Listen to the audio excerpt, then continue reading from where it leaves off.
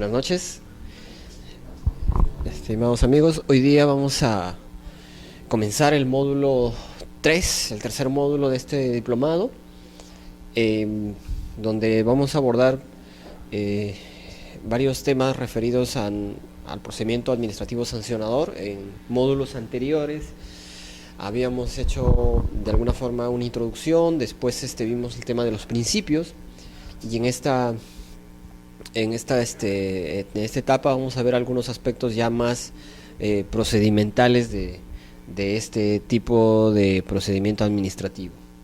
En esta oportunidad vamos a tocar el tema de la prescripción de la potestad sancionadora, ¿no? Al respecto quiero hacer una aclaración. Estamos de acuerdo a las disciplinas de derecho procesal civil, de derecho civil. Alguna vez estamos acostumbrados a hablar de prescripción de la acción, ¿no? Prescripción de la acción o prescripción de la o caducidad, ¿no? Es importante hacer una pequeña diferencia, ¿no? En principio hay que indicar que la prescripción no es lo mismo que caducidad, ¿no? Caducidad, desde un punto de vista jurídico, implica la pérdida del derecho, ¿no? Del derecho que se invoca. Y respecto a la prescripción, siempre se habla de la pérdida de la acción, ¿no? El derecho a accionar, ¿no? Entonces, primero hay que hacer esa aclaración, y aquí no hablamos de caducidad, simplemente no de caducidad, sino solamente de prescripción.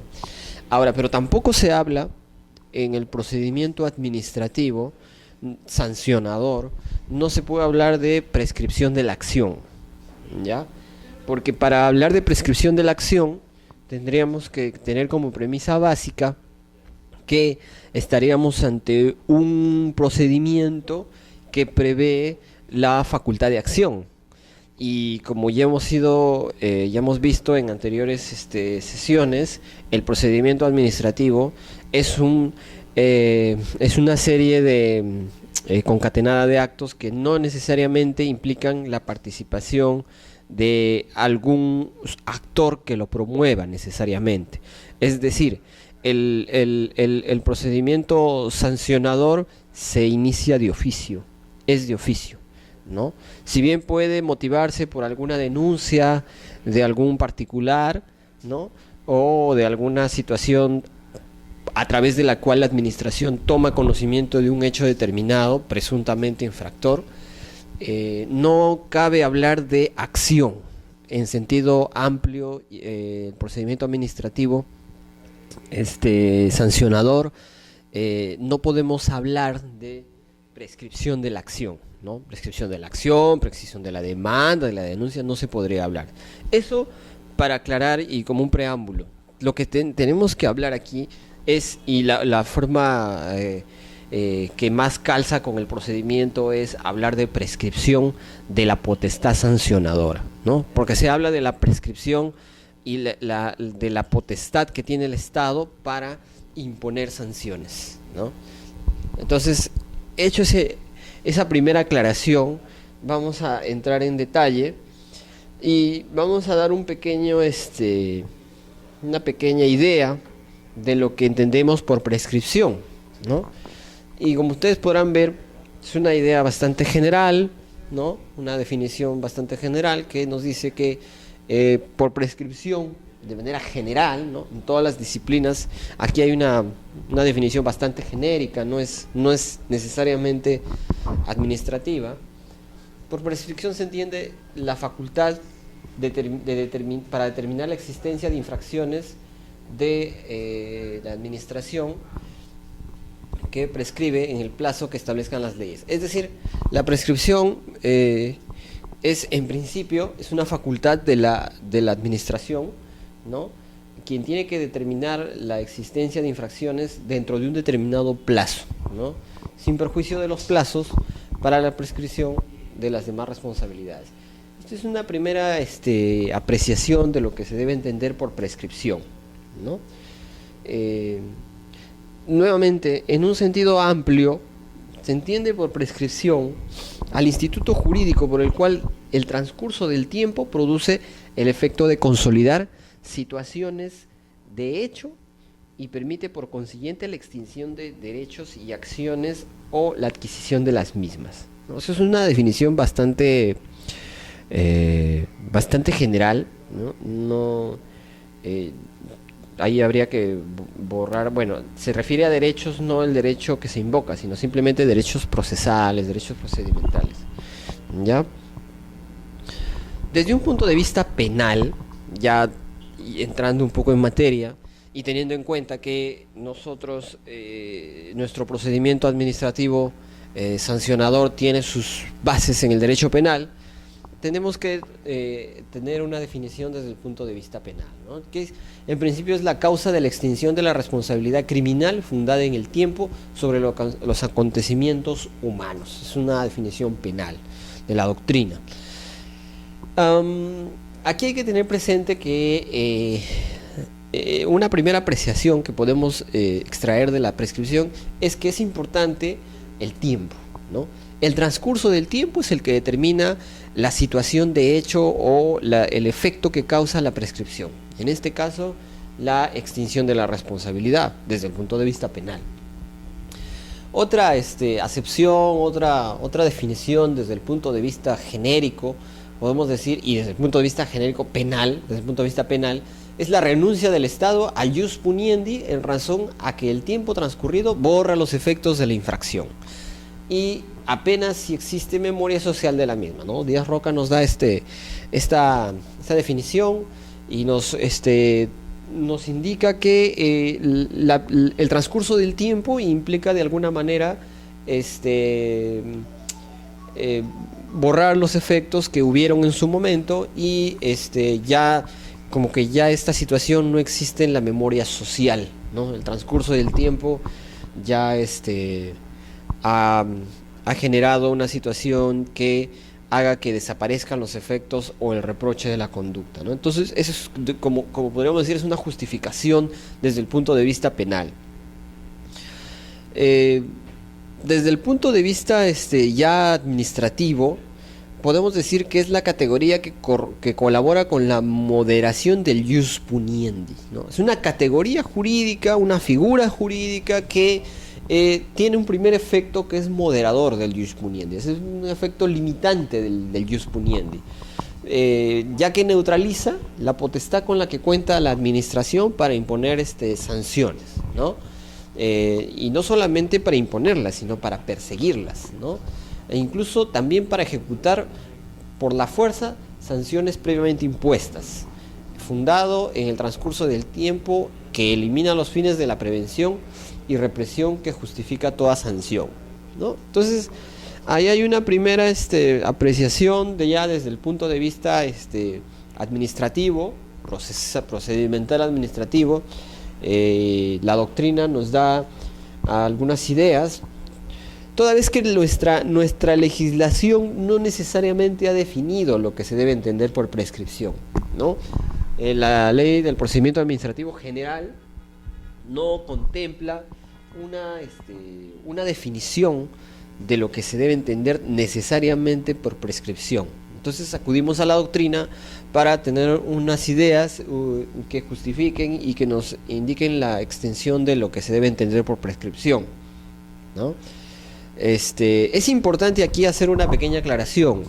Danos Ordóñez nos dice que por un lado es la moderación a la potestad sancionadora de la administración para perseguir y sancionar infracciones, ¿no? Entonces, ahí podemos ya detectar o en todo caso avisorar que se refiere desde un punto de vista procedimental y también desde un punto de vista sustantivo. Pero también va más allá, ¿no? En la definición, Danos Ordóñez nos indica que también se puede perder, o en todo caso o los efectos de la prescripción también surten efectos cuando la administración no ejecuta su acto administrativo durante un tiempo. Entonces es importante. Es decir, la administración, una vez que ya emitió un acto administrativo, una decisión, necesariamente vincula a las partes su cumplimiento. Pero es también facultad y potestad de la administración ejecutar sus mandatos, ¿no? Por una situación y en base a un principio de autotutela.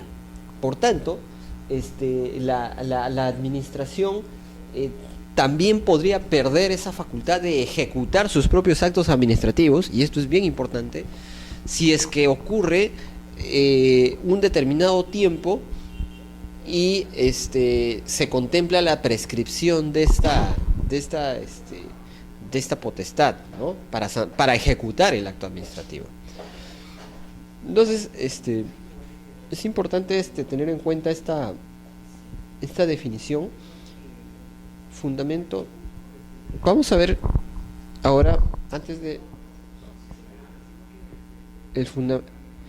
ya, hay unos fundamentos de la prescripción que es básicamente el propósito de su estudio, de su aplicación, ¿no? Por un lado, un tema de seguridad jurídica. Por otro lado, una situación de oportunidad. La prescripción ofrece cierta seguridad jurídica hacia los administrados, ¿no? Es decir, busca que no se prolonguen indefinidamente las situaciones expectantes de una posible sanción, por un lado, ¿no? Después, otro fundamento podemos encontrar la oportunidad, ¿no? El transcurso del tiempo sin imponer una sanción altera el tiempo, las circunstancias concurrentes y desaparece la adecuación entre el hecho y la sanción principal. Este fundamento, este doble fundamento, también lo encontramos o también fundamenta la prescripción en materia penal, ¿no? Entonces una suerte de fundamento de la prescripción en sentido general, y es que los administrados no pueden vivir a la expectativa que algún momento podrán ser sancionados, ¿no? O sea, no puede ser que una situación de posible sanción se prolongue por mucho tiempo. Y por otro lado, de alguna manera, la situación que siempre se dice, ¿no? Que justicia que tarda no es justicia, ¿no? Entonces, son todos los fundamentos. Bueno, en realidad podría haber más en la doctrina, sin embargo, he rescatado estos dos que me parecen interesantes para describir y en todo caso entender el propósito de la regulación de la prescripción dentro del procedimiento administrativo sancionador. Como decía, la ley del procedimiento administrativo general no nos da una definición, como ustedes podrán ver, una definición de lo que se entiende por prescripción de la potestad sancionadora. No ha regulado en específico, no ha delimitado una concepción, una definición legal. Y lo cual ha sido sano, pues ha dejado el asunto a la doctrina. Pero sí, la ley del procedimiento administrativo general ha establecido un plazo general de prescripción, ¿no? El artículo 233 establece que en principio y por regla general nos dice que la facultad para sancionar, o en todo caso para emitir o perseguir sanciones, perseguir infracciones y sancionar, tiene un plazo de prescripción que establezcan las leyes especiales. Recordemos que la ley del procedimiento administrativo general es una norma de carácter general y que su aplicación es supletoria por lo general en la medida que no exista o no se haya contemplado alguna circunstancia en las leyes especiales, ¿no? Entonces vemos entonces que en principio nuestro ordenamiento jurídico ha determinado que la prescripción o el cómputo o los plazos de prescripción sean determinados por leyes especiales. Y en todo caso, si es que esta ley especial o estas normas especiales no establecieran algún plazo determinado de prescripción, recién allí es que entra a tallar la ley del procedimiento administrativo general, que para el caso ha establecido una prescripción de 4 años, un plazo de 4 años para que opere la prescripción.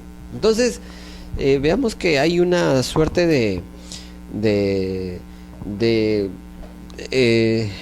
la norma ha dejado a las leyes especiales el que se pueda regular este plazo, ¿no? Y en todo caso de no regularse estaremos a los 4 años que establece esta norma general. Nuevamente hay una explicación de lo que estaba comentando, ¿no? El régimen general es lo que establezca las leyes especiales. En los casos no previstos se aplicará el plazo de 4 años.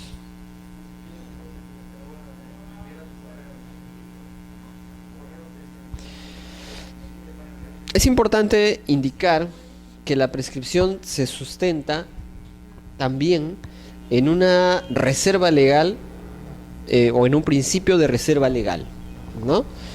Y esto significa que la prescripción solo puede, o en todo caso el plazo de prescripción solo puede ser determinado por una norma con rango de ley. También es importante indicar que en caso la ley guarde silencio, no establezca alguna situación o un plazo, se aplica el plazo establecido en la LEPAG, ¿no? La Ley del Procedimiento Administrativo General. También es importante establecer que el principio de reserva legal para fijar el plazo de prescripción prohíbe, ¿no? Existe una interdicción allí de admitir plazos a través de normas reglamentarias, ¿no? O sea, no es que la prescripción no se pueda aplicar por normas de carácter reglamentario, sino solamente con normas con rango de ley.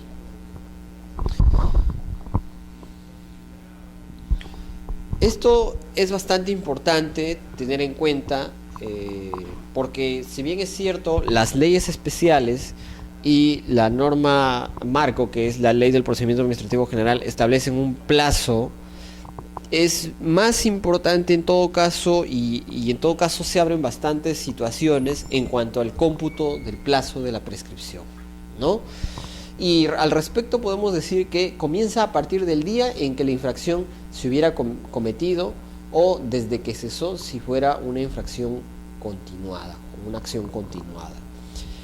Aquí cabe hacer un pequeño paréntesis para hacer una aclaración, ¿no? Tengamos en cuenta que la norma, y esto es extraído de la Ley del Procedimiento Administrativo General, establece en principio que se cuenta a partir desde que se cometió el hecho, ¿no? Entonces veamos aquí que esta parte está básicamente referida a una suerte de infracciones instantáneas, ¿no? Entonces al respecto no hay mayor comentario, no hay mayor duda, porque las infracciones ¿qué se puede decir? Infracciones instantáneas son aquellas que se consuman en un momento, ¿no? En un instante, ¿no? Esto tiene su correlato en el derecho penal, ¿no? Por ejemplo, me pasé la luz roja en un semáforo, ya incurrí en infracción, y esa infracción se consumó en ese momento, ¿no? Por lo tanto, ahí estaremos hablando de una infracción instantánea, ¿no? Que se consumó en ese momento, ¿no? Ahora, también existen infracciones que pueden perdurar en el tiempo, ¿no? No todas las infracciones pueden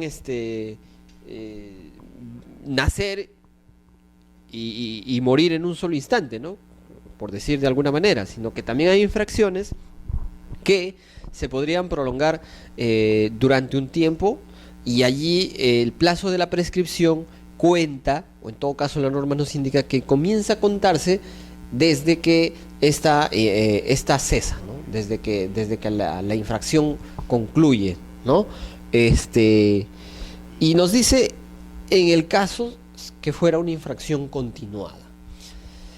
Básicamente aquí se refiere a aquellas infracciones que se prolongan en el tiempo, ¿no? Por ejemplo, el caso de, no sé, pues, algún administrado que eh, tiene prohibida o prohibido abrir su establecimiento porque está en un establecimiento comercial en una zona prohibida, ¿no? En un determinado ámbito territorial que la municipalidad ha establecido, por ejemplo, como una zona restringida porque es un patrimonio, no sé, arqueológico, cultural. Entonces las normas, o en todo caso es una zona residencial, donde no se permiten la apertura de establecimientos comerciales, por ejemplo, ¿no? O de determinados establecimientos comerciales. Entonces la infracción comienza desde que se abre el local, ¿no? Pero no cesa en ese instante. Esa infracción se va a mantener en el tiempo, ¿no? No solo la infracción, sino sus efectos también, ¿no? Entonces, esa infracción puede ser que culmine el momento que se cierra o de alguna forma el que cesa esta actividad, ¿no? De repente el dueño del establecimiento se dio cuenta que estaba operando en una zona restringida, prohibida, y después de 3 semanas dice, no, estoy cometiendo una infracción, voy a cerrar mi local.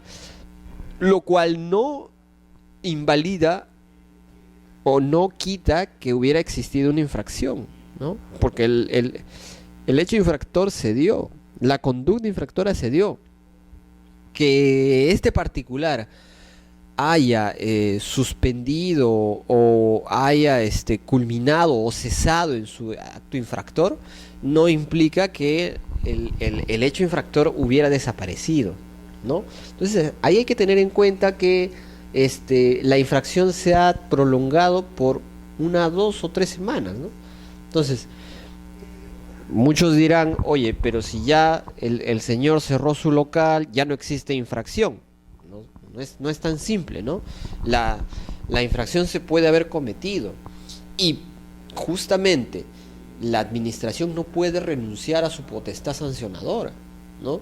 Entonces, si bien puede haber cesado la conducta o sus efectos, ello es una situación que en todo caso podría servir no para eximir de responsabilidad al administrado, sino para que sea tomado en cuenta por la autoridad administrativa al momento de graduar una posible sanción. Oye, yo cometí una infracción pero la subsané. Eso es otra cosa, ¿no? Entonces tu sanción podrá ser atenuada, podrá ser una situación de un atenuante distinto a que desaparezca la infracción, ¿no? Entonces es importante tener en cuenta el cómputo del plazo de prescripción, que es una situación bastante importante, ¿no? Otro aspecto que debemos tener en cuenta al momento de referirnos al cómputo del plazo es que el cómputo del plazo puede suspenderse, ¿no? Y es que en algunos casos, vamos a suponer, teniendo en cuenta que en este caso la ley marco nos dice 4 años de prescripción, supongamos que un determinado hecho tiene una prescripción, o en todo caso la potestad sancionadora para la potestad para sancionar ese hecho prescribe a los 4 años, y durante ese tiempo ocurren determinadas situaciones que pueden originar la suspensión de la prescripción, y es la norma la que nos invita o nos señala qué situaciones podrían ocasionar la suspensión de la prescripción, ¿no? Y es que se suspenden con la iniciación del procedimiento sancionador a través de la notificación al administrado de los hechos que constituyen imputaciones a título de cargo, ¿no? Y este plazo se suspende, pero se reanuda inmediatamente si el trámite del procedimiento sancionador se mantuviera paralizado por más de 25 días hábiles, por causa no imputable al administrado. Entonces, es una situación bastante particular que no tiene su correlato con el derecho procesal civil, ¿no? Si ustedes en este momento analizan y se ponen a pensar en un ejemplo en el proceso civil, no se da esta situación, porque los cómputos, o en todo caso las situaciones de cómputo de plazo de prescripción, se interrumpen, ¿no? Se pueden suspender o interrumpir por otras situaciones, ¿no? Por ejemplo, la presentación de la demanda, ¿no? Pero acá estamos hablando de otra situación y lo voy a graficar, ¿no? Si hablamos, por ejemplo, de una infracción que tiene, o en todo caso que la potestad sancionadora para sancionarla, perdón, valga la redundancia, es de 1 a 4 años, ¿no? Quiere decir que transcurrido este plazo, la administración no podría imponer ninguna sanción. No obstante, si se da el supuesto de suspensión, el plazo podría ser menor, ¿no? Y por tanto, la administración sí podría conocer el hecho. Entonces, ¿cuál es el supuesto que nos indica la norma? El supuesto es que durante el lapso que no ha habido una actividad de parte del Estado para perseguir o sancionar esta infracción, ocurre la suspensión del plazo. ¿Y cuándo se suspende? Cuando se inicia el procedimiento, ¿no? Inicia el procedimiento administrativo sancionador, inicio del PAS. Entonces, una vez que el PAS se inicia formalmente, es que el plazo de la prescripción se interrumpe. Imaginemos que acá pasó 1 año, 2 años, y estando al tercer año, ¿no? Tercer año, ocurre el inicio del PAS, del procedimiento administrativo sancionador. Aquí cabe hacer una precisión. El procedimiento administrativo sancionador se inicia no con la presentación de una denuncia o con la inspección que hubiera hecho la administración. No. El procedimiento administrativo sancionador se inicia tampoco con la resolución que dispone su inicio, ¿no? Porque obviamente con un PAS hay una resolución de inicio, ¿no? No, esto puede parecer engañoso, pero el procedimiento sancionador se inicia con la notificación de la imputación de cargos, ¿no? Entonces, la resolución de inicio puede estar emitida, pero si no se ha notificado al administrado a través del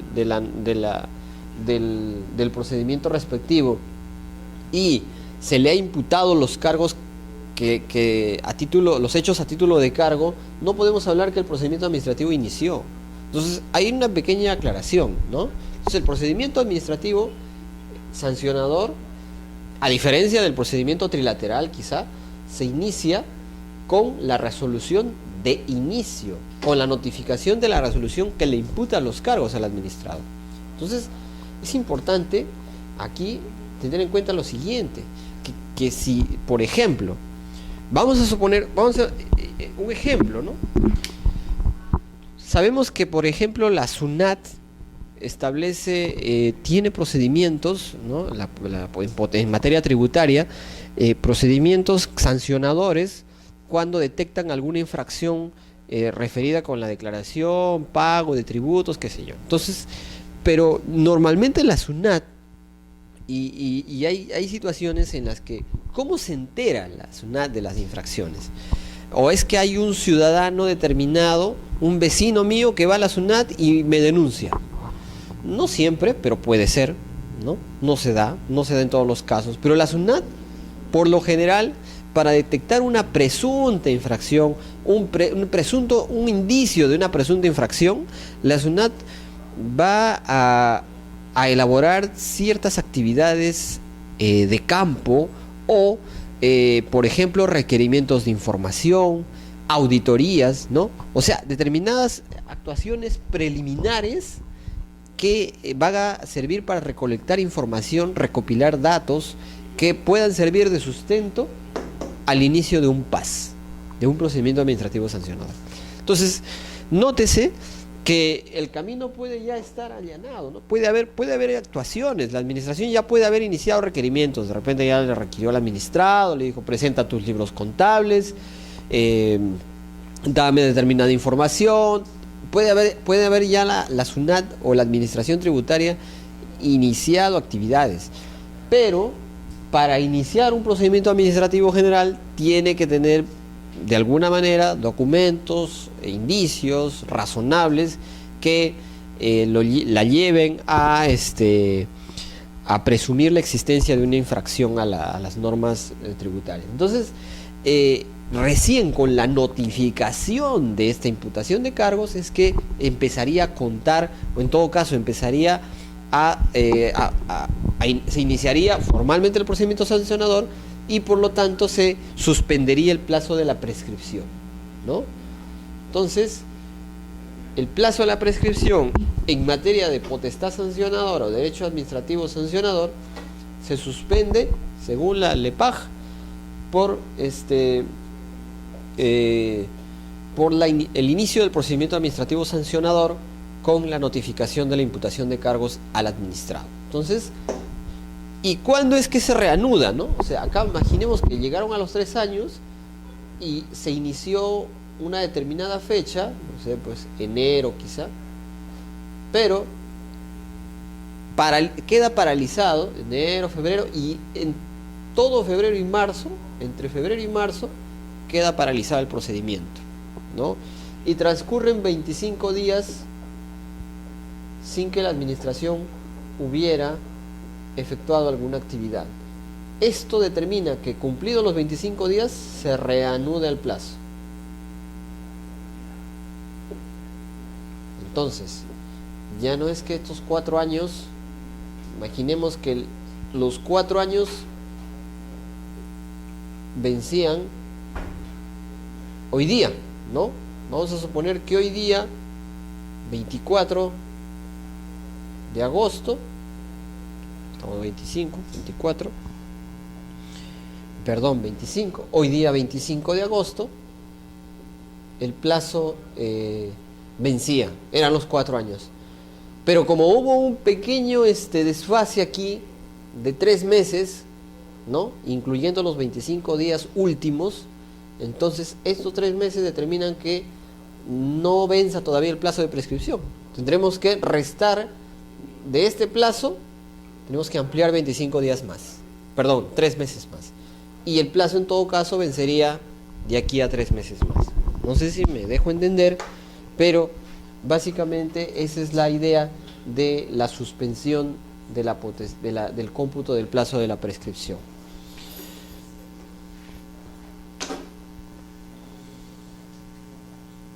Tengas en cuenta que la suspensión debe darse por una situación que no sea imputable al administrado, es decir, una paralización del procedimiento, pero imputable a la administración. No podría ser que a través de un requerimiento la administración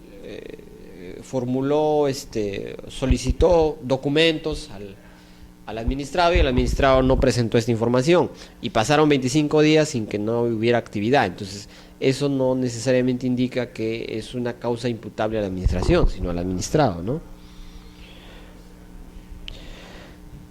A ver, otro aspecto importante es, y bastante discutido en doctrina, hay posiciones encontradas al respecto, es cómo se plantea y quién debe plantearla, ¿no? La doctrina discute bastante este tema y hay 2 posiciones, ¿no?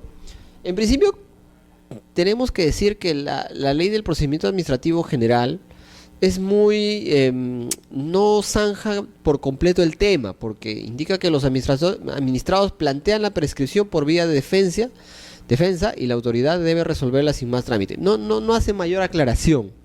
Sin embargo, las posiciones doctrinarias son variables, ¿no?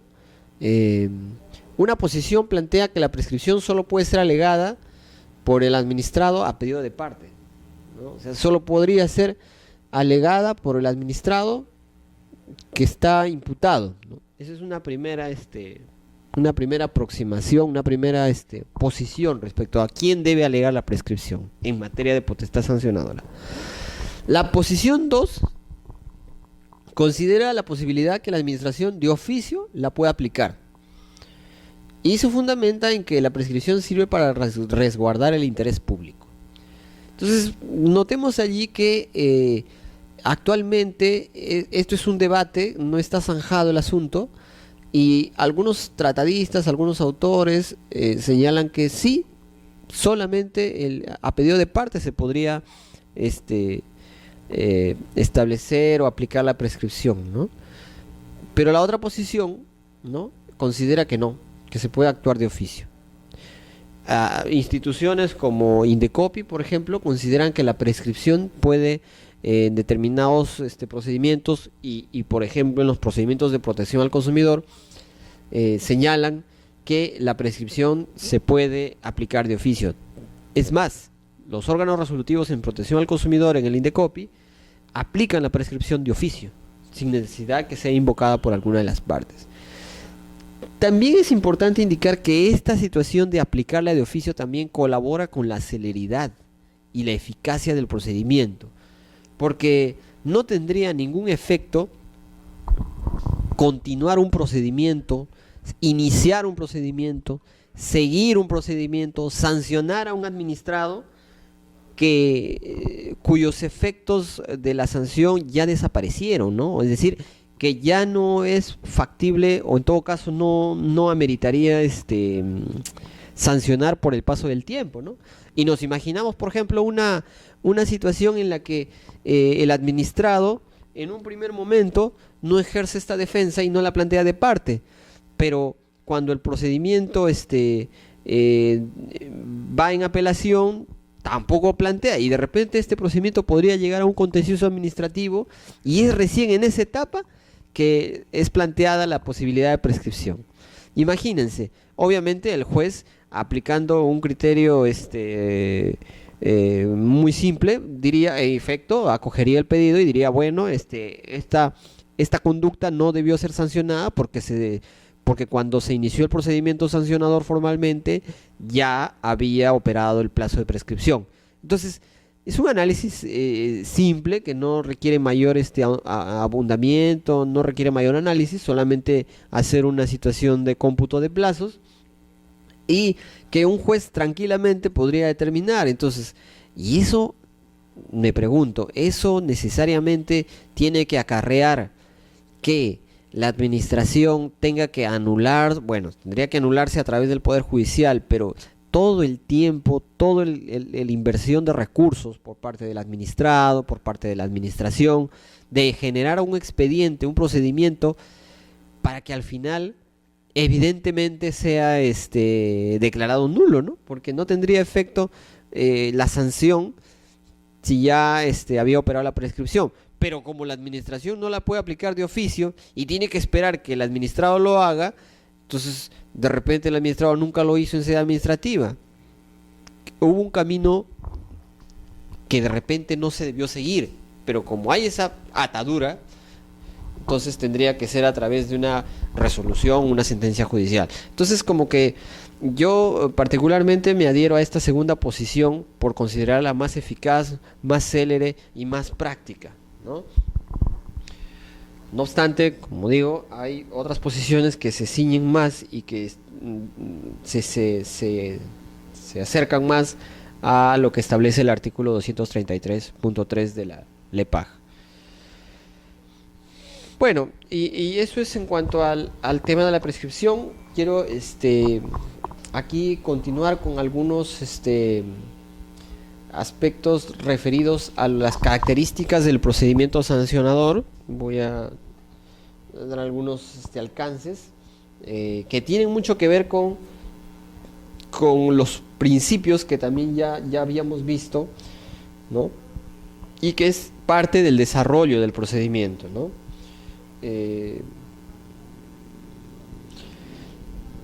Ahí en la lámina podemos observar algunas características que básicamente están establecidas en la norma, ¿no? En principio, la ley del procedimiento administrativo general establece que debe existir un derecho de defensa, ¿no? O sea, en principio garantiza el derecho de defensa del administrado. En algunos casos el administrado o el público o el particular, el común de la gente podría, al menos personas que no conocen de derecho, podrían imaginar o podrían asumir que las sanciones en el derecho procedimental administrativo puedan ser aplicadas de inmediato, ¿no? Pero no siempre es así, ¿no?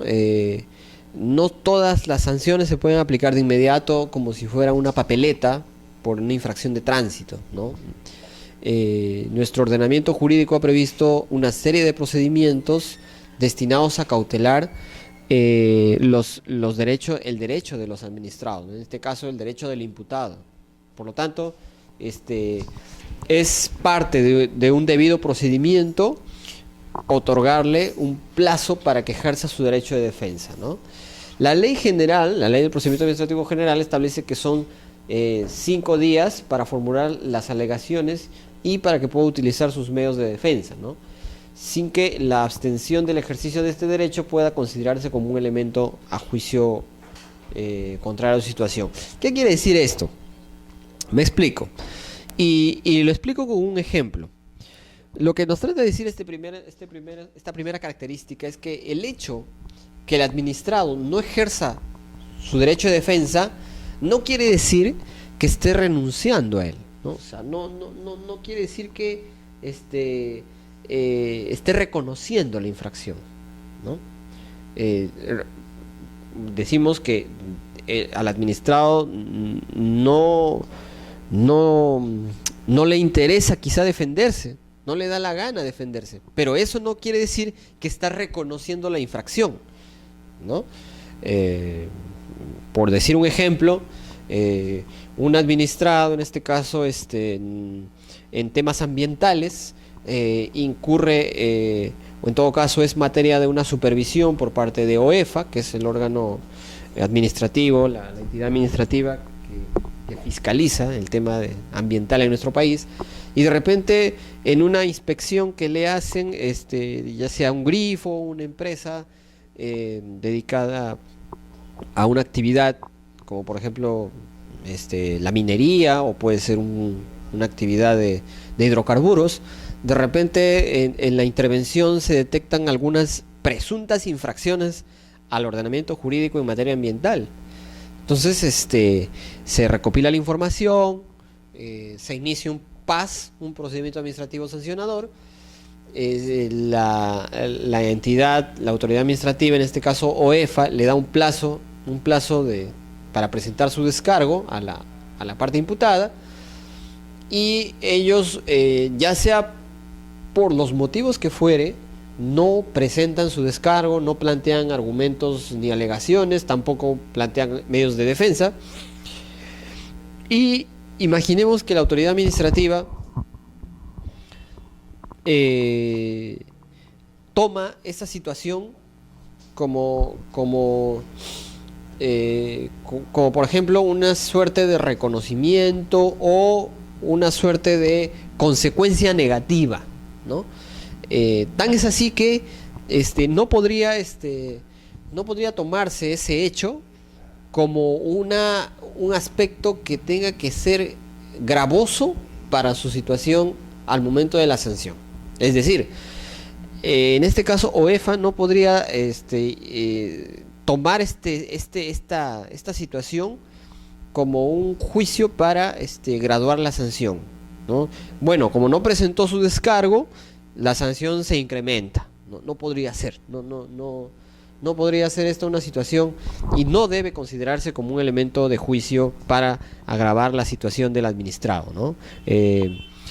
Esto es muy importante, toda vez que el administrado puede, por una situación ya sea de desconocimiento o quizá de estrategia, decida no ejercer su derecho de defensa en esa oportunidad, porque de repente quiere hacerlo en una segunda instancia o quiere hacerlo en otra vía. Entonces es parte de su derecho, ¿no? Otra característica del procedimiento administrativo sancionador es que se inicia siempre de oficio, ¿ya? Es decir, que aquí no existe la situación que puede presentarse en un proceso judicial, que necesariamente el proceso judicial tiene que ser promovido a instancia de parte, tiene que ser promovido por instancia de parte, pero también son las partes quienes ejercen tienen una actividad bastante proactiva en el proceso civil. En cambio, en el procedimiento sancionador es básicamente la administración quien se encarga de iniciar el procedimiento y el hecho que se haya iniciado a instancia o en todo caso por disposición de un superior, ya sea por una denuncia administrativa o porque se detectó algún indicio de infracción durante una supervisión, una situación de inspección preliminar, no quiere decir que la administración no sea quien inicie el procedimiento sancionador, ¿no? Y por ejemplo, ¿no? Una situación que podría graficar este asunto, ¿no? Imaginemos que se produce una alerta mundial respecto a un determinado a un determinado producto que ha sido importado de algún país extranjero, ¿no? Y que ha llegado al país, pero que ha ingresado sin ningún inconveniente, pero de repente se detecta que ese producto que está en nuestro país y que es, por ejemplo, de consumo humano, ¿no? Se detecta en otros países que es dañino para la salud, ¿no? En ese supuesto, por ejemplo, imaginemos que en un país, por ejemplo, primero el producto ingresa al país, ingresa a otro país, por ejemplo España, pero en España se detecta que ese producto tiene una sustancia que afecta a la salud de los consumidores, ¿no? Cuando el producto ya está vendiéndose, distribuyéndose en nuestro país, recién nos enteramos que hay un componente que puede generar alguna aflicción a la salud. Entonces, la autoridad, y esto, por ejemplo, sale por los medios de comunicación, y la autoridad administrativa tiene que intervenir de oficio, ¿no? ¿Pero por qué lo hace? Porque simplemente toma conocimiento a través de una nota periodística, a través de los medios de comunicación, toma conocimiento del hecho e inicia de oficio un procedimiento administrativo sancionador, ¿no? Contra aquellas empresas que estuvieran expendiendo este producto, ¿no? Una situación puede ser, por ejemplo, Digesa, que podría ser el inicio del procedimiento sancionador, o alguna entidad, un organismo administrativo del sector salud, por ejemplo, ¿no? Entonces, si bien puede haber una motivación o una petición motivada por otros órganos o por entidades o por denuncia, el procedimiento administrativo siempre se inicia de oficio. Y esto tiene mucha relación con lo que vamos a decir en adelante, ¿no? Porque la siguiente característica es que con anterioridad a la iniciación formal del procedimiento se podrán realizar actuaciones previas a la investigación, previas de investigación, averiguación, inspección, para determinar con carácter preliminar si concurren circunstancias que justifiquen su iniciación. Es decir, que el procedimiento administrativo, y hemos dicho que inicia con una resolución de inicio, básicamente, valga la redundancia, pero cabe la posibilidad o prevé, y es lícito, que la administración previamente al inicio de este procedimiento sancionador efectúe determinadas diligencias, ¿no? Determinadas actuaciones, como por ejemplo puede ser inspecciones, requerimientos de información, actuaciones previas que le generen cierta convicción o algunos indicios que pongan en evidencia y justifiquen que corresponde iniciar un procedimiento administrativo sancionador. Entonces, es muy importante que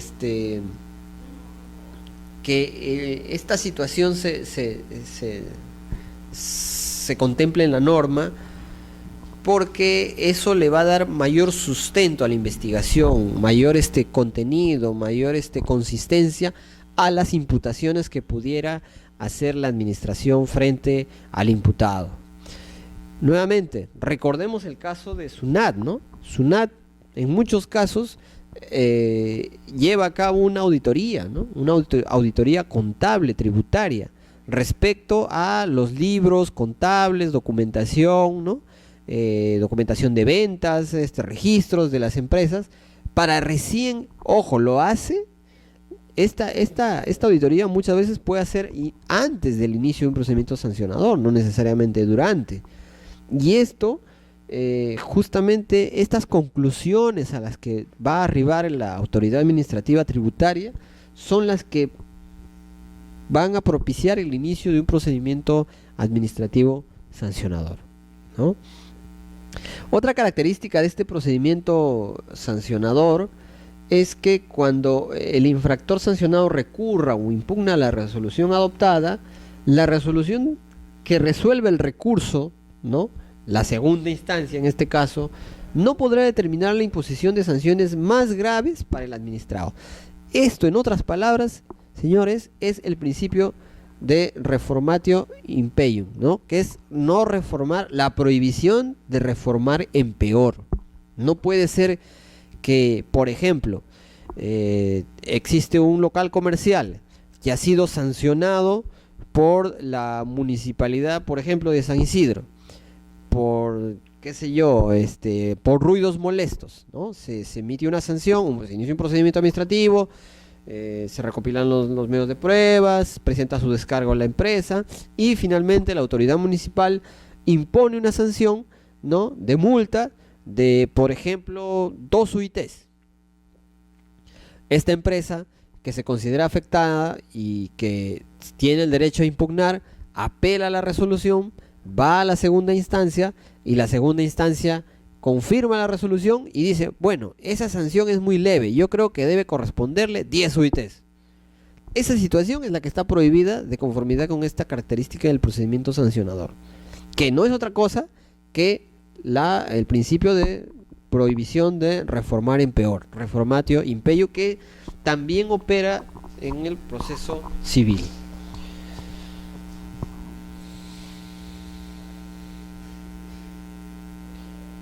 Ahí me salté esta parte, voy a retornar. Aquí hay una parte que me había salteado, disculpen, y es que ahí también tenemos algunas características también del procedimiento sancionador, y que por lo general, ¿no?, desde el punto de vista de la ley del procedimiento administrativo general, todo procedimiento administrativo sancionador debe diferenciar su estructura de la autoridad que conduce la fase instructora y la que decide la aplicación de la sanción cuando la organización de la entidad lo permita.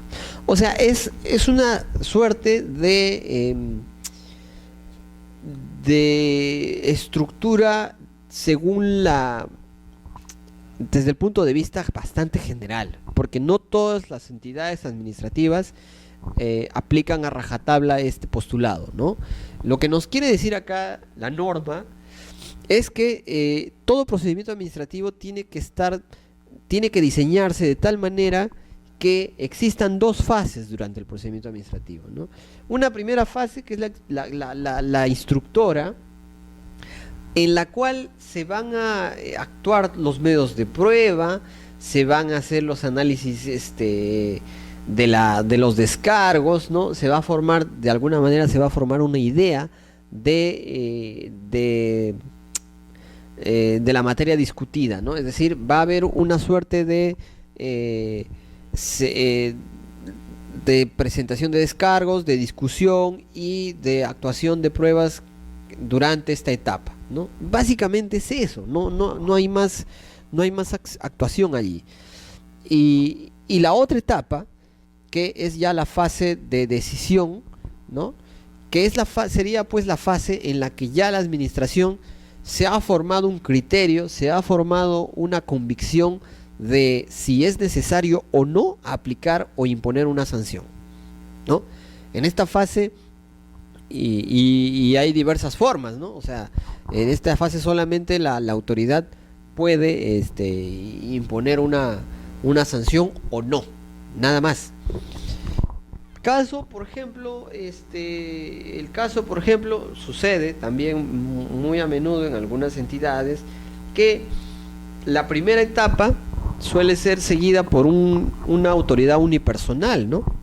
Que es la que hace el inicio del procedimiento, solicita los descargos a la otra parte, actúa a medios de prueba, ¿no? Puede citar a las partes a inspecciones, puede actuar pericias, puede, inclusive esta autoridad podría dictar medidas cautelares, ¿no? Para decirlo más propiamente dicho, medidas provisionales, ¿no? Medidas que aseguren la decisión final, pero no se va a encargar de imponer la sanción. Algo así como la estructura penal, ¿no? Que el fiscal investiga, acusa y finalmente es el juez quien, en base a la información y a toda la documentación del expediente, ya será quien emita la sentencia, ¿no? Hay también un juez instructor y una sala que sentencia, ¿no? Es algo parecido, ¿no? No obstante, no es una cualidad que necesariamente deba ser aplicada obligatoriamente en todos los procedimientos administrativos, ¿no? Ahora, ¿cuál es la finalidad de diferenciar esta estructura dual, ¿no? La finalidad básicamente es que exista cierta garantía y de alguna manera llamémosle cierta garantía de que la persona quien sigue la investigación no va a ser la misma que va a resolverla, ¿no? Es decir, que hay dos órganos o dos autoridades que van a ver el caso. Una primera que solamente va a hacer la actividad de recopilación de pruebas, de recaudos, de actuación, de todo, y una segunda autoridad que solamente con la información que ya está en el expediente se va a abocar a emitir un pronunciamiento final, ya sea sancionando o no la conducta, ¿no? Algunos procedimientos lo contemplan, ¿no? Algunas entidades sí contemplan esta división. Por ejemplo, en los procedimientos administrativos sobre libre competencia en Indecopi está muy marcada, por ejemplo, en libre competencia está marcada esta situación, ¿no? Por ejemplo, hay una suerte de investigación o instrucción que se da por una autoridad, ¿no? En este caso la Secretaría Técnica, y la segunda fase ya es una etapa de sanción o de determinación de responsabilidades que es aplicada solamente por la comisión, ¿no? También creo que la comisión de fiscalización de competencia desleal también tiene esta estructura, ¿no? Entonces, en esta segunda etapa, la comisión, que es un colegiado, sería quien analice el caso, el expediente, y de acuerdo a los recaudos analizados, de acuerdo a la información recabada, a las pericias, pruebas, inspecciones actuadas en la etapa de instrucción, de acuerdo a ello se formará un concepto, una idea de si la conducta merece o amerita una sanción o no, ¿no? Otra característica que es importante anotar es que debemos considerar los hechos declarados probados por resoluciones judiciales como firmes que vinculan a los procedimientos sancionadores. Y es que durante la tramitación de un procedimiento administrativo sancionador se pueden dar muchas situaciones, ¿no? Por ejemplo, vamos a imaginarnos o en todo caso, un caso en el que una empresa está siendo sometida a un procedimiento administrativo sancionador, ¿no? No sé, me imagino un caso de SUNAT, un procedimiento administrativo por parte de OEFA, o un procedimiento administrativo por parte de una municipalidad, qué sé yo. La idea es que esta empresa, por ejemplo, está afrontando este procedimiento y paralelamente la empresa también ha seguido una acción judicial por otros motivos, pero por otros cánones, ¿no? En la que se ha determinado ya de manera firme en una sentencia judicial algún derecho que le corresponde, ¿no? Entonces, habiéndose determinado el derecho que le corresponde a esta, este, a esta empresa, la administración no debe, o sea, debería nada más limitarse a considerar lo que se ha aprobado en la resolución como algo veraz, no tiene que actuar mayores medios de prueba, ¿no? Eh, por ejemplo, me viene a la mente un caso de propiedad intelectual, ¿no? En signos distintivos, por ejemplo, una empresa que denuncia a otra ante la Comisión de Signos Distintivos del INDECOPI porque considera que se está afectando sus derechos de propiedad industrial, por ejemplo, por usar la marca o una marca similar a la que es suya, podría seguir un procedimiento administrativo y en el interín de este procedimiento podría quizá plantear una medida cautelar, pero no en la misma, no durante el procedimiento administrativo, podría plantear una medida cautelar durante este procedimiento, pero en el Poder Judicial, ¿no? Podría plantear una acción de amparo, ¿no? Cualquiera, la empresa denunciada podría decir, bueno, yo planteo una acción de amparo porque de repente vamos a suponer que durante el procedimiento administrativo hubo un comiso de mercadería, ¿no? Y este comiso de mercadería de alguna manera afecta a uno de los denunciados, a la parte denunciada, y esta empresa podría plantear una acción de amparo, ¿no? Ante el Poder Judicial. Y de repente el Poder Judicial puede resolver a favor de esta persona y disponer que se le devuelvan los materiales decomisados, ¿no? Mientras se disipe o se resuelva la controversia, ¿no? Entonces, hay varias situaciones que podrían darse y que ameritan, por ejemplo, que la administración considere hechos probados lo que ya se encuentra a través de resoluciones judiciales, ¿no? Por ejemplo, situaciones de cambio de denominación social que pueden llegar hasta el Poder Judicial, y que la administración solo debe limitarse a darlos como probados, ¿no? No puede ponerlos en tela de juicios. Eso sí, siempre que sean resoluciones firmes y ya se haya agotado la vía judicial, por lo tanto ya no podrían ser recurribles y entonces ya pueden ser tomadas en cuenta como medios de prueba, ¿no? Otra característica es que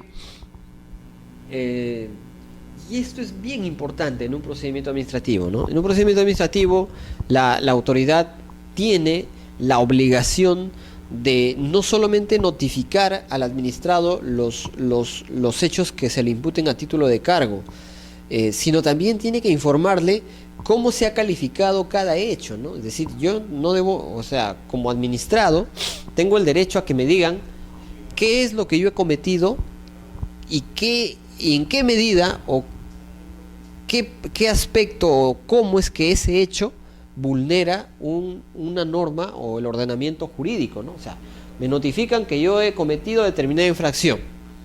Usted, señor, habría cometido la infracción de vender productos pirotécnicos que están prohibidos. Ya está. Y eso debe estar acoplado a la calificación de la infracción. Es decir, no basta con eso, sino tienen que decirme, bueno, y lo que tú has hecho o la conducta que tú has desplegado de comercializar productos pirotécnicos, por ejemplo, en zonas residenciales, para decir un ejemplo, ¿no? O en zonas restringidas, entonces, o de repente estás vendiendo productos pirotécnicos sin la autorización, qué sé yo, sin los permisos, entonces ese hecho constituye determinada infracción, ¿no? Podría constituir determinada infracción. Siempre, y esto es importante, en esta etapa, en esta parte, cuando se van a imputar los cargos, siempre tiene que hacerse de una manera incondicional. Nunca se puede dar por hecho lo que se está imputando a título de cargo, ¿no? O sea, no podría decirse usted infringió, ¿no? Sino que usted estaría infringiendo, habría infringido la norma, porque estaríamos adelantando opinión, estaríamos diciendo ya usted infringió, entonces ya para qué seguimos el procedimiento si ya lo estamos considerando como infractor desde el inicio, ¿no? Entonces, en este caso siempre tendría que ser una primera apreciación, indicarle cuál es el hecho que podría constituir infracción y en qué medida este hecho constituye o califica como una infracción, ¿no? También es importante y obligatorio que durante en la resolución que le imputa los cargos, que le inicia el procedimiento, la administración deba necesariamente informarle al administrado cuáles son las sanciones que le pudiera imponer, ¿no? O sea, tiene que haber una suerte de decirle, tú has cometido tal hecho, y habrías cometido tal hecho, pero este hecho podría infringir tal norma, y de ser así, te podría sancionar con tal o cual sanción, ¿no?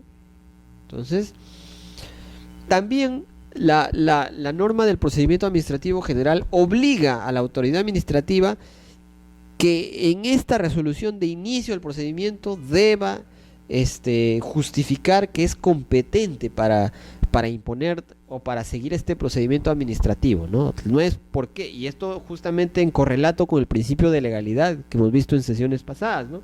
Que indica que es la autoridad competente la que puede imponer la sanción, no puede ser otra.